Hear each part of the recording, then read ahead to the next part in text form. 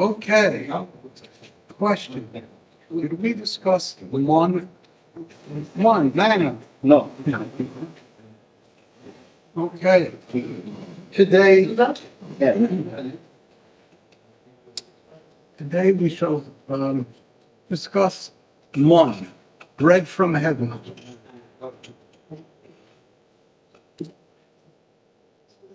So, we know that in the desert, approximately 40 years, 38 years, God caused manna to fall from heaven every day of the week except Shabbos. And the people of Israel were commanded to go out and collect the manna. They were limited to the amount that they could collect. They can collect 1 day's worth of food a month. They could not leave it overnight. If they left it overnight, it would spoil, turn to worms.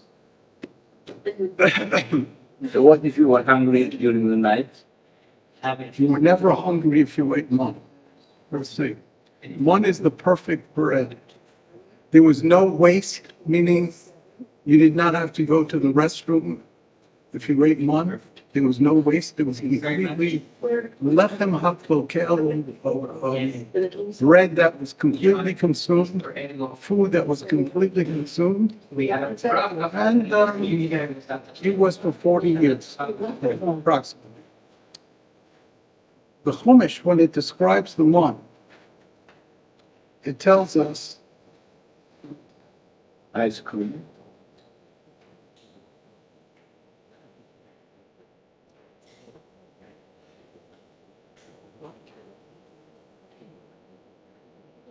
and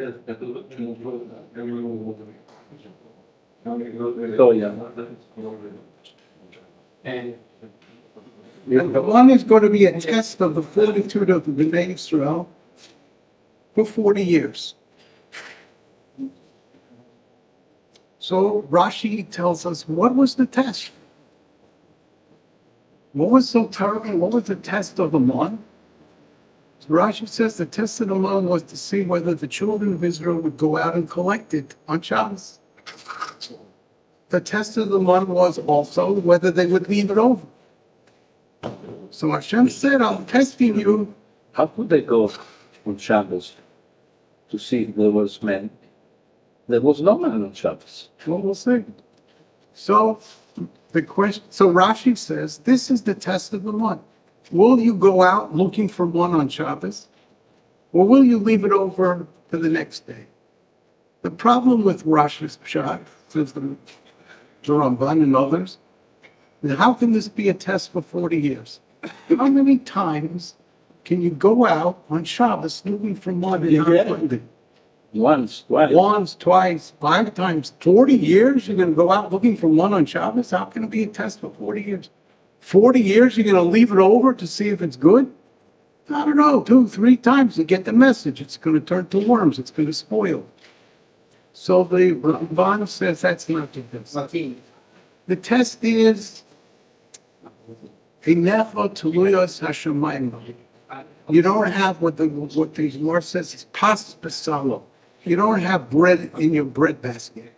Every day you eat the man and it's over. You have no more supply.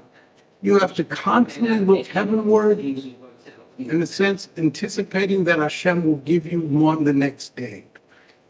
Without having it in your bread basket, you were left with want. You had no security. Question on the Ramban is, how long are you going to look to heaven and have anxiety, have doubt if you're going to get the one the next day? 1 year, 2 years, 40 years? You're going to worry about getting one the next day when it comes every single time the next day? It's called man derangement syndrome. Yeah. So what is the pshat? So there's a kasha on the Ramban's pshat. Lord Chaim says, you know what the test of the Ramban was? What are you going to do with your free time? You don't have to cultivate ground. You don't have to seed and plant and weed and water and wait. You have a lot of free time. So what are you going to do with your free time? That's the test of the one. You're going to spend your free time doing mitzvahs, doing chesed, learning Torah, doing other good deeds. Or are you going to waste away, do nothing, do worse than nothing. So that was the test of the one. What bracha did he do? Right?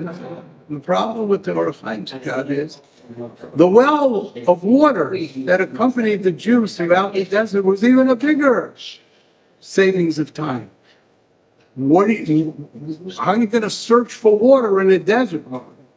It's going to take you who knows how many empty pits you're going to dig searching for water, wasting your time looking for water. So you don't have to worry about water. That's even a greater relief of time. And then therefore, what do you do with your time if you don't have to go for water? So why is the one unique that it is the test? The water, the well water that accompanied the Jews throughout the desert is a greater relief and makes you more available, more time available. So what's the test of the one? So the pshat is, the test of the one is, why do you eat? If you eat in order to have energy and strength to do mitzvahs, the one is the perfect food. There's no waste. It doesn't give you heartburn. It doesn't give you acid reflux. You don't have to go to the restroom. It's the perfect food. It consumes, it's wholesome, it's healthy, it's good, it's the perfect food. But if you eat because you're a glutton and you want that steak and you want that hamburger or you want that hot dog or you want the fish and you look at the one and it's just like, it's like a little bit of dew on the ground. There's no presentation. Chefs will tell you, and that's where you see those chef shows, they scream at the people that are trying to prepare the food. It's not just how you cook the food, it's how you present it. Because presentation is a great part of the enjoyment of the food. And if the presentation is thanks every single day, over and over and over, 40 years of presentation, the same thing, you get tired. You don't get enjoyment out of the presentation. There's a great deficit in your enjoyment of the food. So if you eat because you are glutton, you want to have something succulent and good, then presentation makes a difference. But if you're eating only l'shem shamayim, because you want to be able to be healthy and strong to do mitzvahs, presentation makes no difference. And therefore, the one was a test for 40 years as to why we eat. Do we eat l'shem shamayim, or do we eat because we're gluttonous? Okay. מכל עץ השדה תאכל. מכל עץ השדה. Rocky candy. So, in a way, you can be, I don't feel glutton, but yeah, but the point is why you eat it. You're allowed to. You can eat all the food you want. You can eat anything that's kosher. Why you eat? It's the thing, do we eat to live or do we live to eat? That's right. That's exactly the point. We live to eat. That's not really a Jewish saying. No, whatever. Didn't the monk have any taste that the person? Okay, so the Midrash says that the one can taste whatever you like it to taste. except Rabbi. Well, but the Torah tells us, the Torah specifics, the statement in the Torah is it was like a very sweet thing that we dipped into honey, and it had a specific sweet taste, and that was the taste of the one. It had a good taste, but the taste did not vary. According to the puzzle, according to the Midrash, the taste very whatever you wanted. So it wasn't the pshat that you couldn't eat a steak. You could eat a steak, but you're eating dew, little like watery stuff, and it tastes like a steak. There was no presentation, and that's what they got tired of, according to the Midrash. But there's big problems with getting food every day, so to speak, on a silver platter. What happens if you get food every day? You lose your initiative. You have nothing to work for. You sit around, you waste away, okay, you do mitzvah, but you lose your initiative to work. The second thing is, you lose your appreciation for the product. Every day I get it, every day, Nothing different one day to the next day. The product doesn't make that much, it's not such an important thing to you anymore. The third thing you do is you waste, what to say, you lose your initiative, you lose your value for the product, and you lose time. If I don't have to get up in the morning and go to work, I'll sleep till 2 o'clock, I'll sleep till 3 o'clock, I'll stay up to 4 o'clock in the morning. I have no schedule, I have no duties, I have no responsibilities, I don't have to work, I don't have to this. So therefore, the one can cause you to lose your appreciation of time, lose your appreciation for the value, and lose your initiative of work. So now, in the late 1800s, there was a blind scholar who, because he couldn't see, was very attentive and listened very carefully. And what he discovered by listening carefully was what he called the seven code. There is the seven code, C-O-D-E. What is the seven code?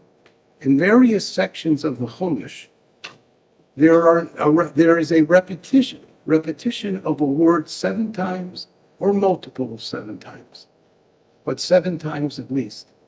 And in that situation, he said, the Torah is revealing to you either a major or sub-theme in the topic that's being presented, in the Torah. So if you study, he gave this principle, I saw it quoted in a book called, what is it? It was called something about the in-depth study of the Torah. The in-depth study of the Torah had a number of codes that would help you uncover the deeper meaning in the text of the Torah. And in that book, he put the 7 codes. 7 code is a way of understanding deeper meaning in the Torah. So now if we take a look in the Parsha of Aman, you will see that there are 3 7 codes. They have computers that, You can pick them out. yeah. Now you can pick them out. But actually, I can't tell you how many times studying, listening to the Parsha of the Kriyas Torah, studying the Parsha, 7 codes that jump out all over the place. You know, there was the guy who jumped out of a train going to Auschwitz. And he wrote a book about all the codes. Or Weissman. Yeah, I know. Okay. So in the Parsha of the Mon, there are 3 7 codes. There are there are 2 7 codes and 1 6. We'll talk about it. The first 7 code is liktu, vayiloktu, collective. So now the Midrash says that the one, depending on how righteous you were, the one fell in proximity to your home, to the entrance to your home. If you were at Tzaddik Gomer, it came almost right up to the door. It fell right outside your tent, your house, whatever you had, your hut. If you were in Russia, it fell further away and you had to walk to go get it. But it never came on the table. Even for Moshe Rabbeinu, the mon did not come on his table. He had to go out in the morning and collect it. That was liktu. You must do something. You cannot just waste away and expect it to come into your house and on your table with your fork and your spoon ready to eat it. You had to go ahead and go outside and collect it. There had to be an initiative. There had to be a maisa. There had to be some action that you had to undertake in order to bring the mon to your dining room table, your breakfast table. So that's 1 7 code. To dispel, to do away with the fact that you would lose your initiative, you had to have some initiative in order to retrieve and collect the mon. The second thing is, it says 8 times. It's a 7 code, at least 7 times. Baboker. It fell early in the morning. If you wasted away and got up at 3 o'clock in the afternoon, the sun would melt it and it would be gone. So you couldn't just waste away your time. and saying, well, you know, since I don't have to work, I don't have to do anything to get my food, I'll sleep to 3 o'clock in the afternoon, I'll go to sleep 4 o'clock in the morning, I'll do whatever shtuyot I do, and I don't have to worry because I'm going to get the money. The answer is no. You had to get up early in the morning. If you did not get up early in the morning, the sun melted the mun and it was gone. So that's the second thing the Torah teaches us about boker, addressing the deficiency of having one fall every day where you might waste away your time. Torah addresses that by telling you you must get up early in the morning. Does it have shachrit? Excuse me? Do they have shachrit? Did they have shachrit? I don't know. Maybe with Nusach Hari they had. No, they didn't have shachrit. There was no tefillah yet. There was only the obligation according to the Rambam was to pray once a day. You had to serve God. What is your service of God? That's tefillah. Once a day, the Rambam holds midoraisa from the Torah, a person had to pray. What is prayer? Prayer is asking Hashem for your personal needs. Food, clothing, health, these are your personal needs. That's the essence of They tefillah. didn't need clothing either. Okay. That's the Rambam's approach. You need to ask Hashem or thank Hashem for your personal needs. What he gives you, what you seek, and how to thank him for it.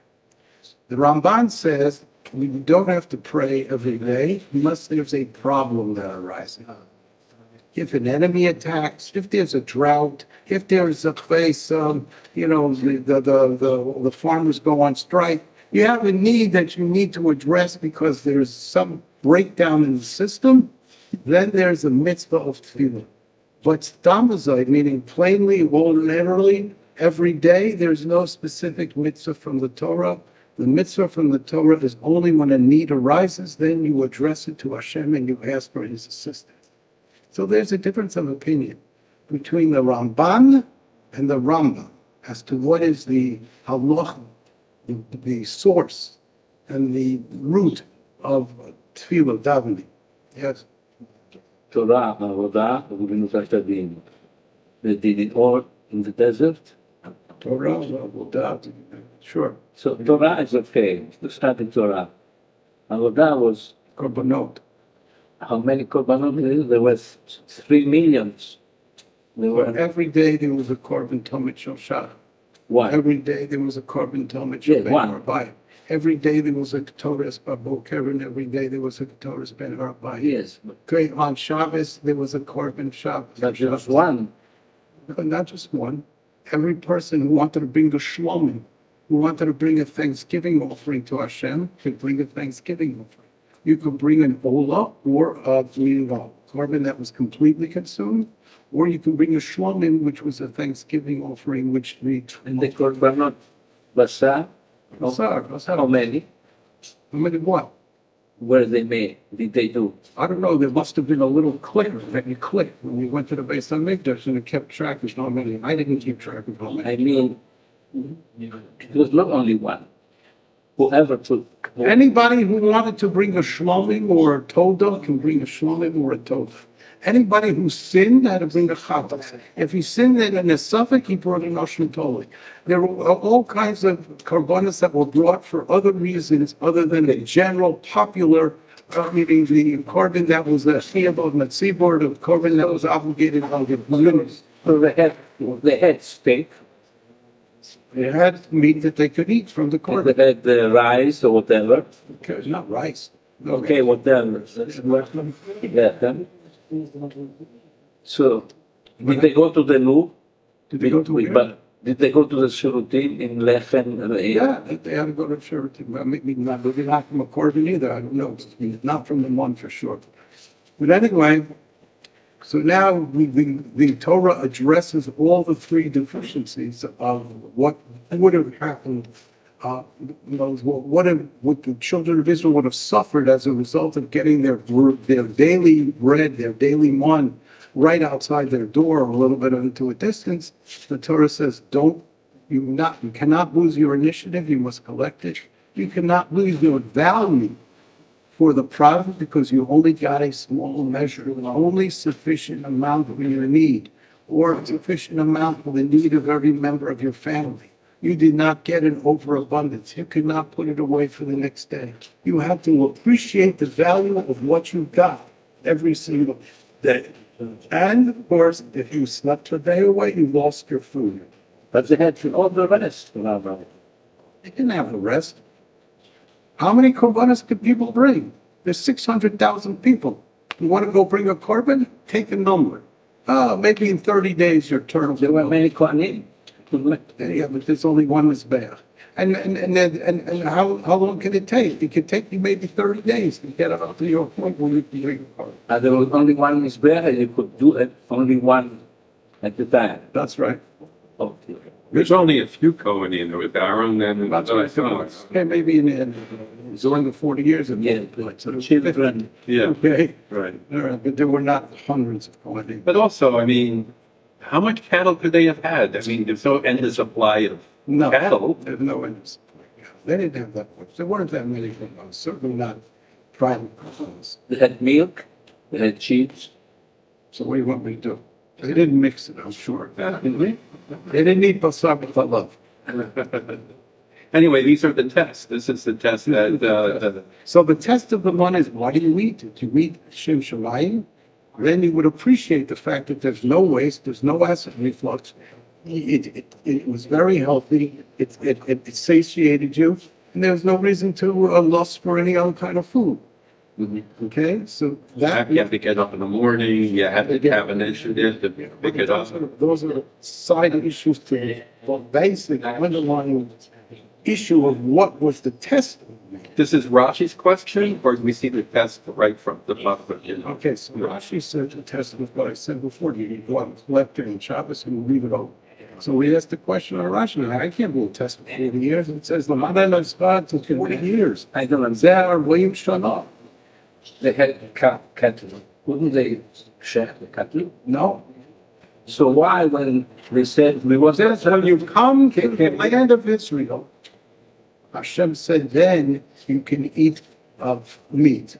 In the desert, you could only eat meat if it was part of a party. What about the birds? That was because they were complaining that they didn't have, so for 30 days, God stuffed them with the birds. Wasn't that, but they were getting man before the birds. That's right, that was a rebellion. But if they can think of steak, why did they wish for birds? That's a copy medrash. I don't know. There's no medrash. The birds was from the God. No, the taste would be whatever you want. The Torah just says it's tzapilus betvash, like something dipped into the So I don't understand that medrash. Why that medrash doesn't make sense. Medrash is very difficult to understand. You know me, I don't put it in Midrash. My Rabbi doesn't really skirted Midrash. We look at the pshat. The pshat is simple. It tastes very sweet. And the issue of the three problems were addressed by the manner in which the one fell and how much and what happened after the sun came up. And the test of the one was the purpose of eating, not like Rashi, not like the Ramban, not like the Orach Chaim, but stam. Why does a person eat? What is the purpose of eating? You eat Shem Shamayim or you eat to satiate your gluttonous desires? Okay, that's its doing of the one. So eating did not have any social function. You didn't wash the Tilas Yadayim on the one. You didn't make a hamotzi on the one. Question is, did you have to bench because it said V'chalta? We said, well, the din d'oraisa is that you have to eat to the point where you're satiated. To the point where you're satiated, where you're full. So if you ate the one and it filled you up, you had to maybe make a bracha of the Birchas Hamazon. By the way, Birchas Hamazon has a number of components. Hazanas Olam Kula B'Chesed V'Chesed V'Rachamim. The first chapter of the Birchas Hamazon was constructed by Moshe Rabbeinu in the desert. So it was on the mountain. The second part, No Devacha, we thank God, Allah Oretz HaTova, the good land He gave us. That paragraph, that paragraph was instituted by Yoshua ben Nun after the Jews crossed the Jordan and inherited the land. So we thanked Hashem, A, for the food, B, for the land, and all the beautiful produce that the land produces. The third component of the Birchas Hamazon, Rafein lo Pina Yisrael Amecha V'al Yerushalayim Yirecha V'al Zion Mishkan Kevodecha, was instituted by David and Shlomo. David when he conquered Yerushalayim, and Shlomo when he built the Beis Hamikdash in Yerushalayim. That was added as the third part of the Birchas Hamazon way down in history in the days of King David and King Solomon. The last part of the benching, Lavinu, Malkeinu, Adirenu, Borenu, Boalenu, Yotzrenu, Kedoshenu, was added after the revolt of Bar Kokhba, when Haruge Beitar Nidnu recovered. So Bar Kokhba, in the year 130, in the Goyish account, revolted against the Romans and even defeated them and drove them out of the land and started the construction of the third temple. The Roman armies came back in force and crushed the revolt. The last fortress that stood was Beitar. Beitar was the last place where Bar Kokhba holed up with his die-hard soldiers, defending themselves against the Roman onslaught. It fell. Beitar fell to the Romans, and there was a massive slaughter of Jews that were in the city. The Romans, because they were so angry, they had suffered so many casualties in defeating Judea, they wouldn't let the bodies be buried. They wanted them to rot. They never decomposed. They wanted them to rot where they fell. The mace happened, and they did not rot. God denied the Romans that pleasure of revenge, seeing the Jewish bodies of the soldiers rot as a miracle.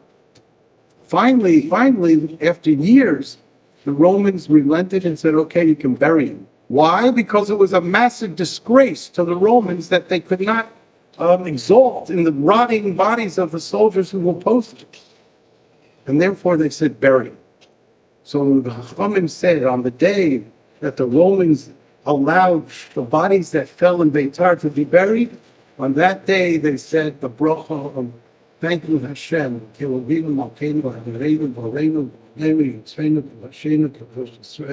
we thank Hashem for allowing the soldiers and citizens who fell as a result of the Roman massacre of Beitar to be buried. That's when they made the last blessing of what we call Birchat HaMazon. The blessings that we say when we finish eating a meal, when we're supposedly satiated, you eat an egg, you got to make a zitnas on mazon. You eat a kazayas, you have to make a bracha rishona. The first blessing you make on anything that you eat. When you make the grace after meals, it's if you have at least an egg with the food. Okay. Rabbi says that if you don't eat bread in a meal, you feel never satiated. If so, they shouldn't have said Birchat HaMazon. Okay, well, we need to understand Rashi because many people don't eat bread and they get satiated. Many people. Many people do not eat bread and they get satiated. So the facts of life sort of go against what that show. It could mean that lo ala lechem levado yehyehu adon. Man does not live by bread alone because bread is considered the staple food of the human diet. It's considered the staple food. That's what Rashi is talking about. What is the primary food that we eat? Bread. We eat bread at breakfast, we eat bread at lunch, we eat bread at supper, we eat bread, it's a staple. Okay, so we bench when we eat a staple food because that satiates us, and that's why we eat it all the time. Because it is filling, it fills us. A lot of carbs.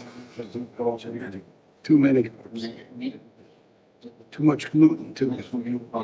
Okay, anyway, that's the shot in the morning.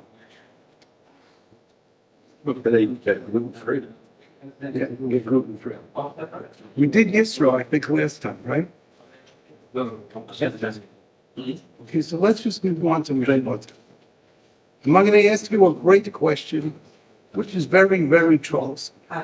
We find, unfortunately, many pious people who are dishonest in their business practices, who defraud the government, who cheat each other, who lie and chespas and do all kinds of terrible things, and yet they maintain a level of ritualistic piety. How is that possible? How does somebody profess to be, let's call it a Furlayi, a Jew who is pious and observant, and yet he's dishonest? He goes against the grain of the Torah.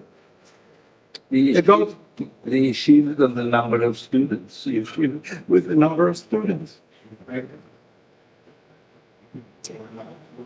What do you I mean? wrote an article about my yeshiva near Israel, In what way?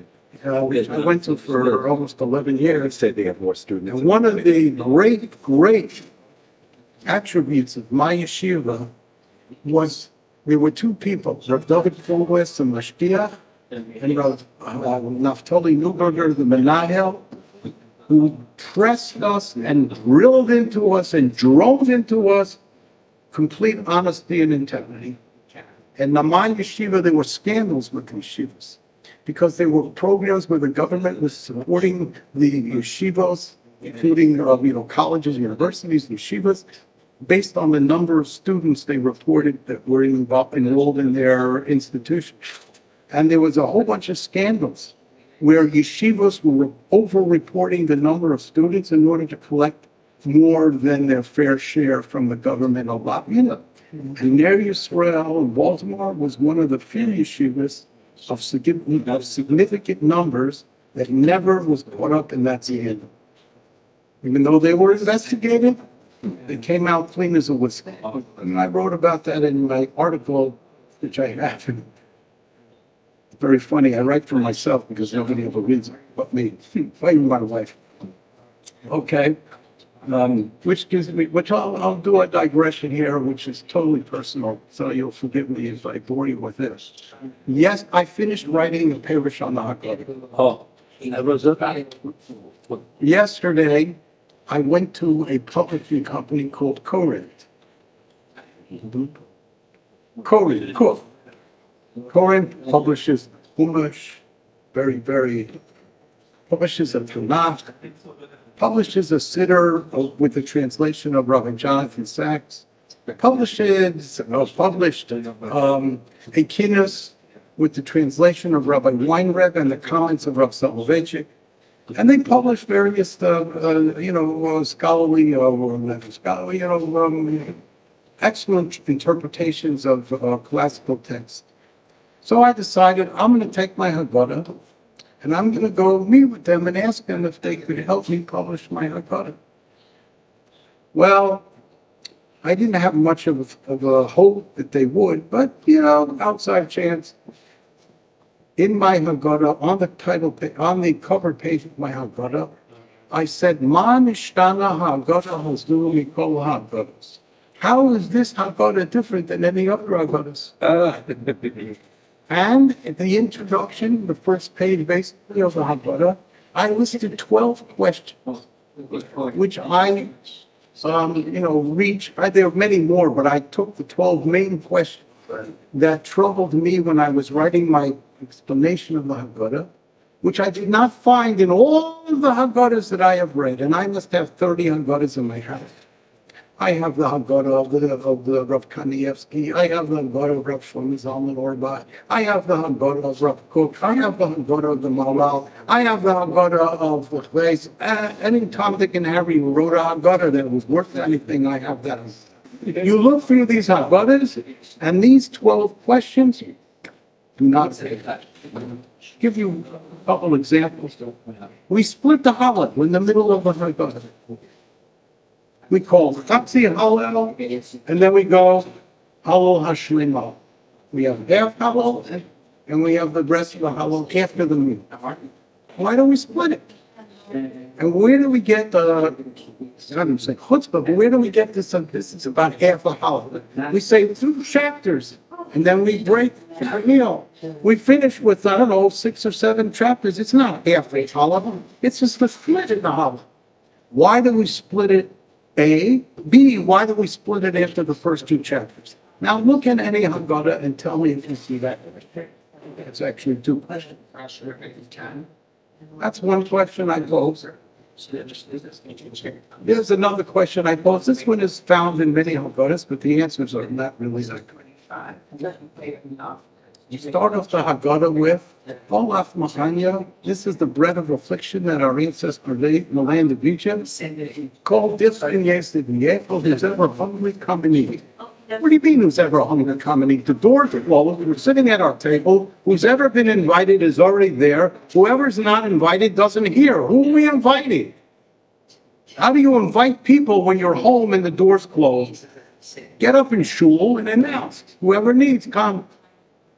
How do you invite people behind closed doors when the people that are invited are there and the people that aren't invited don't even hear what you're saying? So that's a question. That's a question you don't find in too many Haggadahs. They ask you, why do you start with this? They start in with it's written in Aramaic, start in with it's written in the Golas, but they don't ask the question, how do you invite anybody with the door closed? Oh, let's get another question.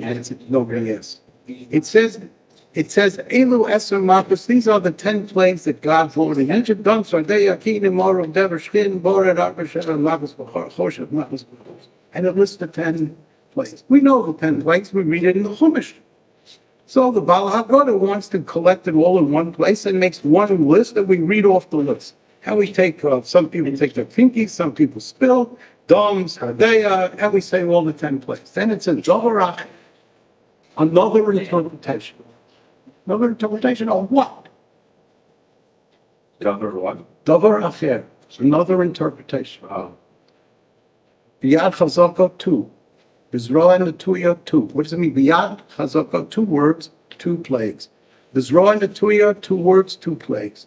Mosa, plural word, 2 plagues. Mimosim, plural word, 2 plagues. Anyway, 5 words that either are double words or are plural, so those 5 words together equal 10. There were 10 plagues. You need me to tell you this from the wording? It's right there in the text of the Torah. Dom, Sradei, Akin, what are we telling me? Davarach, or another interpretation. Interpretation of what? And then to make a list of 5 words that equal the 10 plagues? I don't need to find the 10 plagues buried in words. It's right expressly in the Torah. So what's going on here? Find that question in another Haggadah. Tell me if you can find it. So anyway, I go there yesterday, and I tell them, Manashtana Haggadah Zu, why is this Haggadah different? It is fundamentally different. I'm addressing questions with other Haggadahs, no matter how many hundreds there are. Do not address these questions. So I said to them, as a result, I would wish that you would give me consideration to publish my Haggadah. I asked the man who's a scholar there for Koren, I asked him the questions. He didn't have any answers. He's he must be, I don't know, somewhere in his mid-50s. I don't know how many times he sat down at the Seder. I don't know, man, how many times he read the Haggadah. And I asked him these questions. He looks at me, he doesn't know.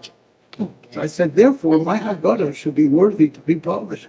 Because I'm going to ask questions. My Haggadah, as my standard practice is, to ask questions that don't seem to be asked by other people. But those questions haven't been addressed. How do you come up with the... Oh, that's another whole story. I will come up with a methodology ingrained in me by my great Rabbi Yaakov Weinberger, blessing me. Look at the text.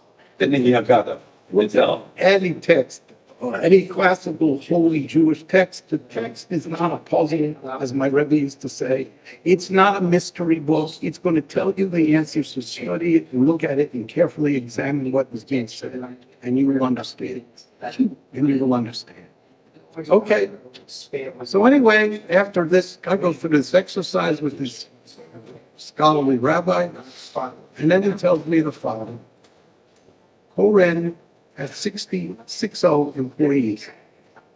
We publish works. Maybe your work is worthy of being published, but it cost us approximately $30,000 to do the graphics, to do the design the Haggadah, to do the cover, to do the publishing, to do all editing, whatever we're going to do. It's going to cost us roughly $30,000 to produce your Haggadah. There's no way in God's green earth you're going to sell enough Haggadahs to pay us back. It's a shame. Salary.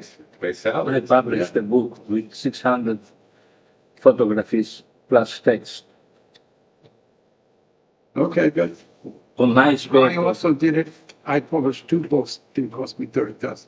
But they're highfalutin. They have, big scholar, whatever they have, big graphic artists. They pay good dollar. They pay. Anyway, they said, if you can find us $30,000, maybe we would consider publishing your Haggadah. I said, okay, I'll go out and raise $30,000. He said, no, from one source. Why one source? They don't want to have to print a whole bunch of names. Whatever do I know? That's what they told me. One source, I said, one source. I can't find $30,000 from one source. Number one. Number two, they said, we print 3,000 copies. There's no way in God's green earth you're going to sell 3,000 copies of your Haggadah. You're unknown. Okay, you're known in the Chabad base Midrash, but after that, who knows you? So what's going to happen? Well, you're not completely. Okay, I'm not completely unknown. So maybe I have 100 friends who know me. So now the question is, they said, we're not going to be able to sell 3,000. You're not going to raise 30,000 from one source. And we don't even know, we have to give it to our editorial board to see if it's worthy of being published in the first place. I said, thank you for your time. And I had explained to him, Shalom al Israel. Shalom al Israel. I went over a whole bunch of questions from the Haggadah, which he had no way of answering.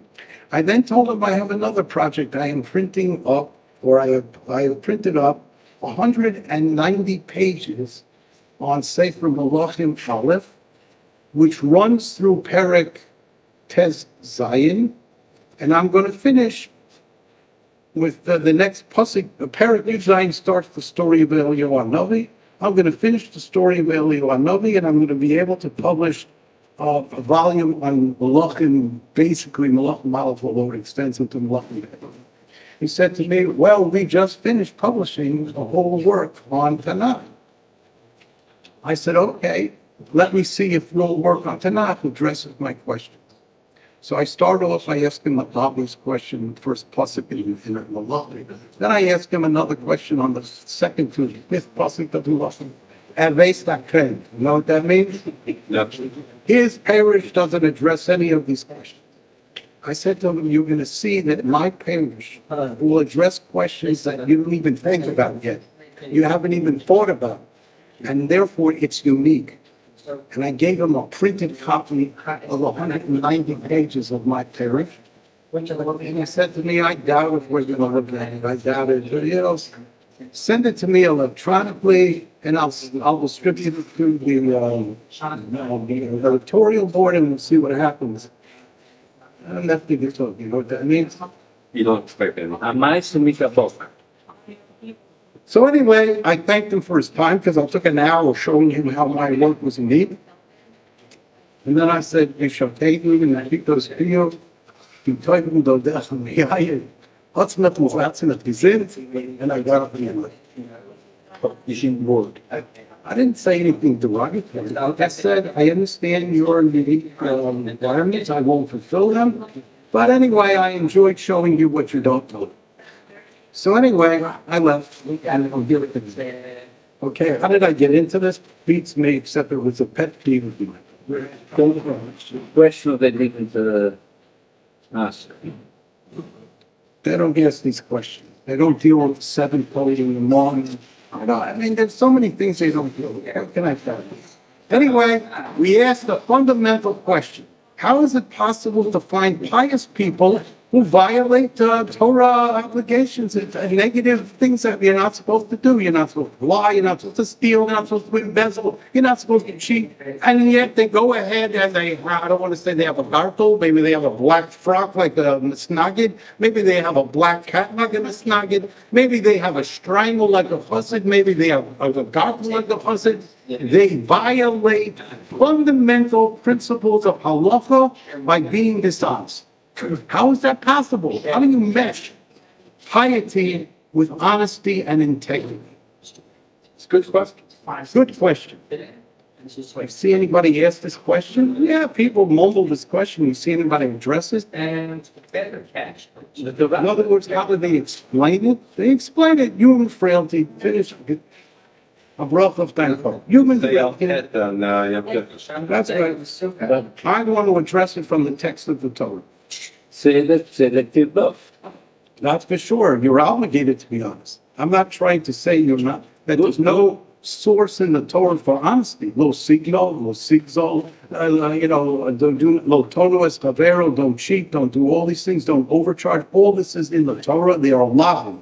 It's given that it's us. The question is, how do you mesh your piety with your dishonesty? So, the Torah says like this. Ela hamishpatim, these are the laws. Asher tosim lefneihem, you shall mean God addressing Moshe Rabbeinu. These are the laws that you shall place before the children of Israel. The parsha starts with Vav ve'ela hamishpatim, and these are, Vav is a conjunction, a connector. It connects these laws to the laws of Sinai. And Rashi says, Ma elu Sinai, af elu Sinai. The mishpatim, the rational laws, stealing, cheating, all these laws that have a rational basis, also come from God at Sinai, and therefore there's a connector to tie them directly to Sinai. Don't think that at Maimed Har Sinai, only the Aseres HaDvarim were given. At Maimed Har Sinai, all the Mishpatim were also given to Moshe Rabbeinu. Okay. Then the Torah says, Rashi says, Asher Tosim, the Torah says, Asher Tosim Lefneim, place it before you. It says Rashi, K'shulchan Aruch, like a set table. So Rashi says, what is this reference to a set table? Rashi says, Moshe Rabbeinu said, maybe I'll teach them the halach, the mishpat, once, twice, 3 times, until it's facile in their mouths, meaning they know, keep Shabbos, don't do this, don't steal, don't lie, don't cheat. It'll be facile. They'll know it. There won't be any doubt that they'll forget it. I reviewed it with them 3 times, maybe even more, until they know it. But I will not burden myself or trouble myself. To explain to them the reasons. I don't want to bother to explain the reasons. Is this possible to say about Moshe Rabbeinu, the great teacher of Israel? He doesn't want to trouble himself. He doesn't want to be too busy explaining the reasons. What kind of statement is that? Says the Ger Rebbe, Sfasemes, he explains what's the pshat in Moshe Rabbeinu's reluctance to explain the reasons. Moshe Rabbeinu said, we are slaves. We are avodim to Hashem. When we were freed, we gave up physical slavery and we became spiritual slaves to Hashem. We are obligated to keep His Torah. A slave doesn't ask his master, why did you give me this order? What's the reason? How long do I have to do it? What is this? What is that? Slaves don't ask questions of the master. They accept the dictates of the master. Absolutely. It's not their place to ask for an understanding, to ask for the reasons. They don't get that entitlement because they are avodim. They are servants and slaves to Hashem. So Moshe Rabbeinu says, I don't want to teach them the reasons because they're slaves. Says the Ger Rebbe, why was Moshe Rabbeinu wrong? Why did God say give him the reason? Says the Ger Rebbe, because they said Nasa v'nishma. This hus, there was a merit given to Klal Yisrael, to Am Yisrael. When they said we will observe and then we will listen, they put Nasa before Nishma, pledging to observe the Torah before they even heard what it was. Therefore Hashem says, that is of such a merit that I will give them the reasons to, even though I don't have to give them reasons because they're vadim, I'm going to reward them for saying Nasa v'nishma and give them the reasons. So now what does that mean? The reasons are an adjunct. The reasons are an attachment. The fundamental reason of the Torah, or the fundamental rule, is the absolute rule of the Torah. We accept that as because we're slaves. As a result of a reward, we got an adjunct, another meritorious thing. We got the reasons. That's the Geras pshat. I wanted to say a different pshat. The Rambam in the Shmona Prokim discusses the following. He said, and we're going to go over time. Is that okay? Oh no, maybe not. Maybe not. The Rambam in the Shmona Prokim says as follows. There's a the 8 chapters, what is that? The Rambam wrote an introduction to Pirkei Avos, Ethics of the Fathers.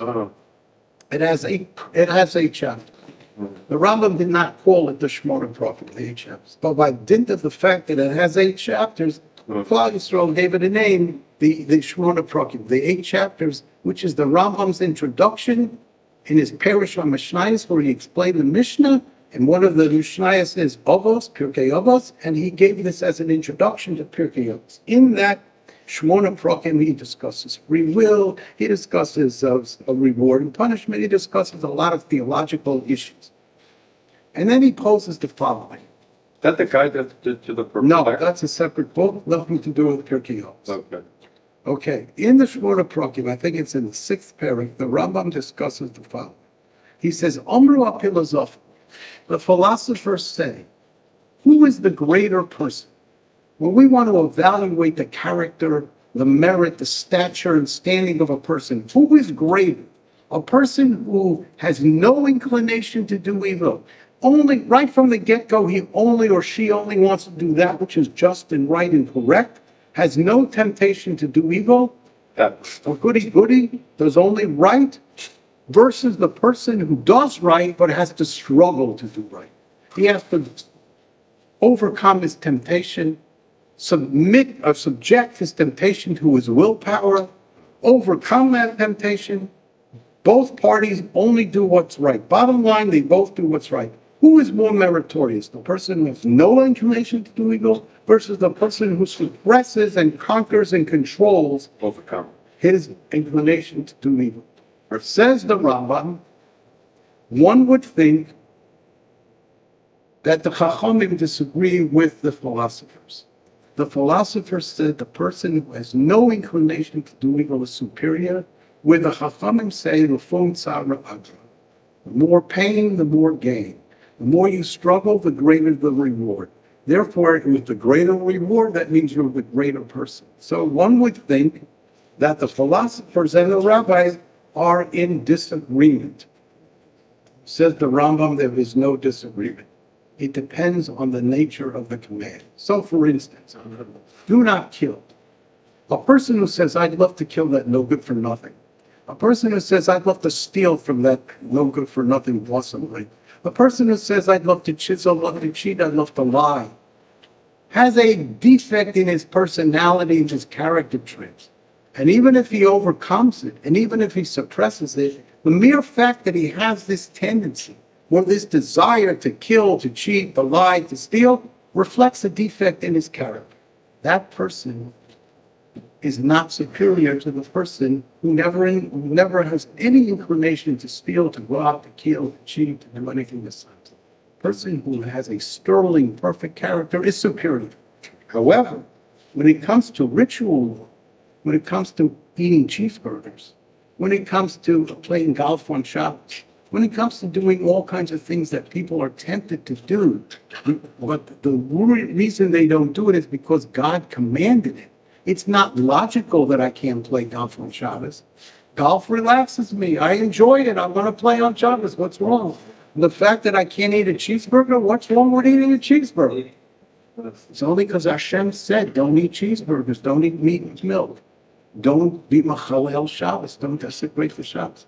Says the Rambam, when it comes to a ritualistic thing, then the person who has to struggle is greater and the reward is greater because there is no underlying reason for this halacha. It is only because it's the decree of Hashem. When it comes to the decrees of God and one struggles to do it, the reward is greater. So the Rambam says the philosophers are talking about character flaws that have to do with being adam l'chavero. The Chachamim are talking about flaws that have to do with being adam l'malach. And he resolves it. So what do you see from that Shmona Prokim? You see that when it comes to laws that are logical, stealing, cheating, laws of mishpatim, which are logical laws, the rationale or the belief and the underlying belief of the law is part of the law. It's not an appendage. It's not a reward. It's of the essence to the din. You don't want to be a cheater not because the Torah says don't cheat. You don't want to be a cheater because it's a character flaw. You don't want to steal because it's a character flaw. You don't want to kill because it's a character flaw. Character flaws are flaws that go to your essence, and therefore you do not want to have that inclination. You want to bring the reason. The reason is to be sterling character. That's part of the mitzvah. And that's the difference between what the Ger Rebbe says and what I want to say is the pshat in following the halakha. So now if you believe that the halakha is do what God says, oh, what's the reason? The reason is a reward because you said Nasa v'nishma, will observe and will do. The reason doesn't become part of the halakha. The reason is external to the halakha. Halakha is the direct observance of the command. The reasoning, that's a reward. Really, Moshe Rabbeinu was right. We don't have a right to the reason. The reason is not part of the mitzvah. It's only a reward. Okay, let's take the tax code. The tax code, I find a loophole in the tax code. If I read the tax code, I say, whoa, they left out, there's this loophole here which I can plug, and I can circumvent the rule of giving taxes in this instance when I can find a loophole. That's not the Torah. The Torah, you're not looking for loopholes. It's not a strict observance because God commanded it. It's a transformative act that you have to transform your character. You have to adopt the rationale and the reasoning. It has to become part of the mitzvah. It's not the tax code. According to the Ger Rebbe, it's like the tax code. According to the way I'm explaining it, it's not the tax code. It's of the essence of the mitzvah. Therefore, if you hold it's a reward, you can look for loopholes. You can rationalize, oh, I'm going to steal in this case because my boss is a don of himself, so I'm stealing from the thief. Or my boss mistreated me, so I'm going to get back at him because he was a no-for-nothing Russia. That's rationalizing my approach to the halakha. I am looking at the halakha strictly like the tax code. I found a loophole. I found an excuse. You find an excuse, you violate the halakha. That's what happens to people who are dishonest. They don't start off stealing. They start off, well, okay, report this. Okay, it's a big shul, nothing. And it goes from one little thing to another little thing to a big thing to outright stealing. And that's the pshat. Because they look at the halacha not from its rational characteristic defect. They look at it like the tax code. It's strict, and if I find a loophole, I can circumvent it. So I create loopholes for myself, and therefore I can violate. I can be pious, upright, upstanding. I can have, the best tzitzis, the most vodadik talis. I can have the best tefillin. I can do all these things, and I can steal. Because they don't view the reasoning of the halakha as part of the law. And that's the defect in the way that the Sfasenis interprets the Torah and the way I'm giving it to you. Martin Buber interprets Naseh v'nishma, Naseh, and then we understand. Ve-nishma. Then we understand. That's right. All Zayin Voil. Zolis and Zayin Voil. Oh, good for him. I don't know what he says. I told you once. I don't know if you heard it, but anyway, the Rabbi Volozhner, the great student of the Vilna Gaon,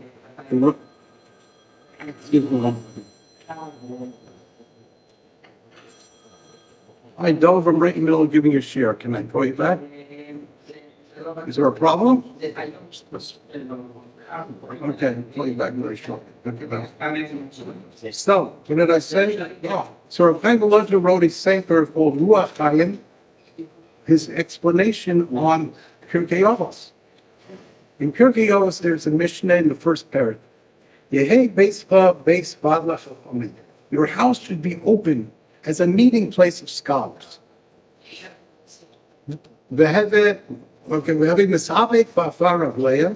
and cling to the dust of their feet, v'shoseh v'atzoma es debrayim, and drink thirstily from his words.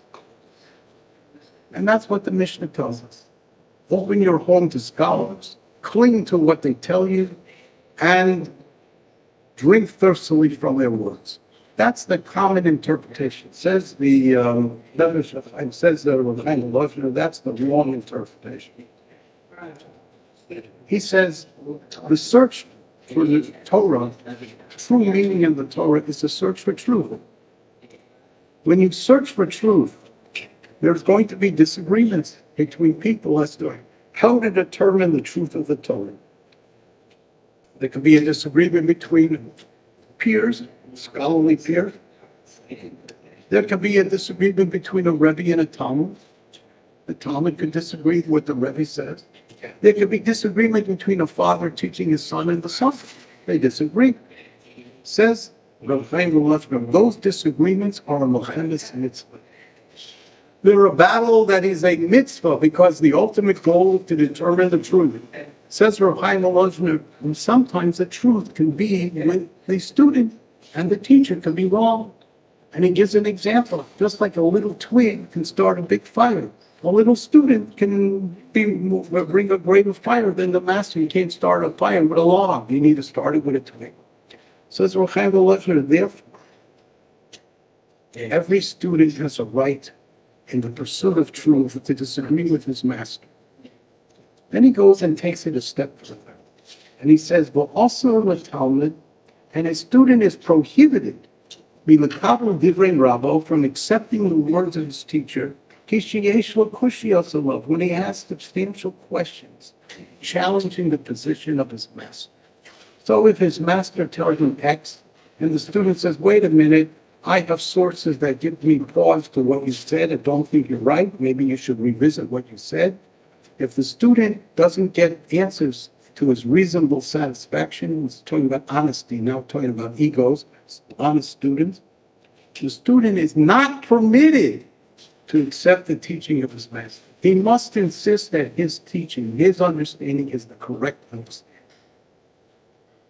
So when somebody tells me the Ger Rebbe says this, I don't think I'm as great as the Ger Rebbe.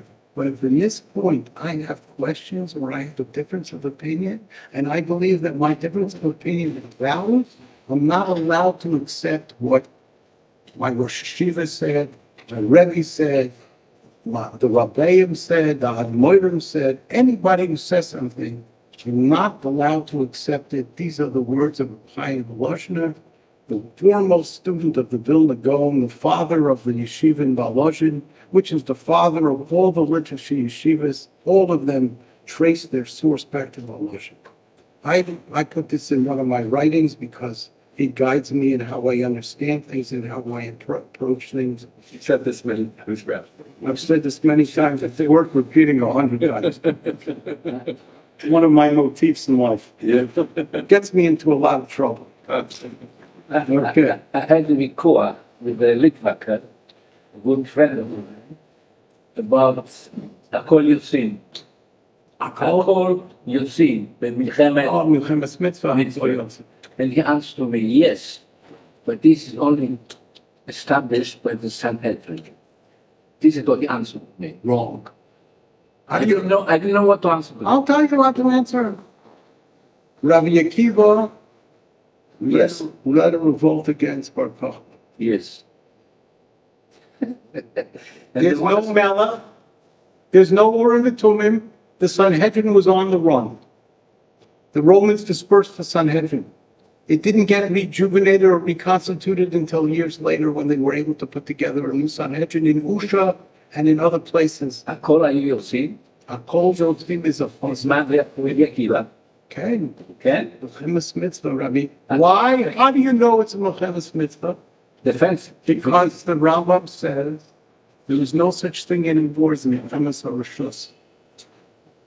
Milchemes HaRashus, Today there is no. Milchemes HaRashus requires a king and requires Sanhedrin. Again, And the Milchemes Milchemes HaRashut, the permissive law, Okay. To expand the The king boundaries and of the Israel, Sanhedrin. you need a king and a Sanhedrin. But Chemes Mitzvah is a war by definition where the enemy comes into the land of Israel and attacks the Jewish people. Yes. That by definition is a That's Chemes the- Mitzvah. Does not need the Sanhedrin, does not need the man Where is it written, this? in the Rambam. Okay. Because I also read 4, 5, 6, and 7. No, 5, 6, and 7. Perek. I have a Kuntres, which I can, What does that mean? Yes, the it's a book. Choveret. You know, you gave it to me. I think you're Choveret. Yes, I cannot find it anywhere. It's in my apartment. I was looking for it. Somebody. I went through. Kofar? Choveret is a little booklet. I went through ChatGPT, and there was all the references. Okay, whatever. I haven't written all of it about Midwife. So Rabbi Akiva went without Sanhedrin, without Melech. Well, I don't know, maybe it certainly went without a milk. There was no milk in the second temple era. Anyway, there was no Betumim in the second temple. You don't need a Betumim. You don't need a Navi. There were no Nevi'im. You don't need a Melech. There's no Melech. Rabbi Akiva fought in Mechilas Mitzvah because the Mechilas Rishus was Oscar. Who was he? Who was Rabbi Akiva? I know who. Rosh Tanoim. I know. But he wasn't a prime minister. He wasn't. He was the greatest scholar of his generation. Yeah, I know. That's who Rabbi Akiva was. And that's how the Haggadah starts. Ma'aseh Rabbi Elazar, Rabbi Yeshua, Rabbi Tarfon, and Shalim Musuba, the Bnei Brak. They came to Bnei Brak to celebrate the Seder with Rabbi Akiva after the destruction of the temple. Because during the time of the temple, everybody went to Yerushalayim to bring the Korban Pesach. What were they doing in Bnei Brak? Because it was after the destruction of the temple. Cigarette? Also, The Rebbe, what Rebbe? the Rebbe. The Lubavitcher Rebbe? The previous he did smoke. Because he didn't know it was unhealthy. My Rav uncle, Kook smoked my because he thought it was uncle healthy. was going 3 Rav times a Kook year. smoked because he thought it was healthy. The previous Rebbe smoked probably for the same reason as Rav Kook smoked. My Or Rav uncle, Kook smoked for the same reason as the previous Rebbe smoked. They smoked because they thought smoking was good for you. my uncle used to go 3 times a year, private, the Rebbe. He was smoking in his room. Which Rebbe? The last My Rebbe? uncle was Right. going, he had permission to smoke in his room. The Rebbe gave your uncle permission to smoke, or the Rebbe himself smoked? I don't. Gave my uncle the permission to smoke in his room. Fine. The Rebbe smoked until 1942, 43, Oh, yeah? when the previous Rebbe, his health had provided no smokes, just then he didn't smoke. He understood himself that it was unhealthy before the Surgeon General remade his report. Okay, well, that's it.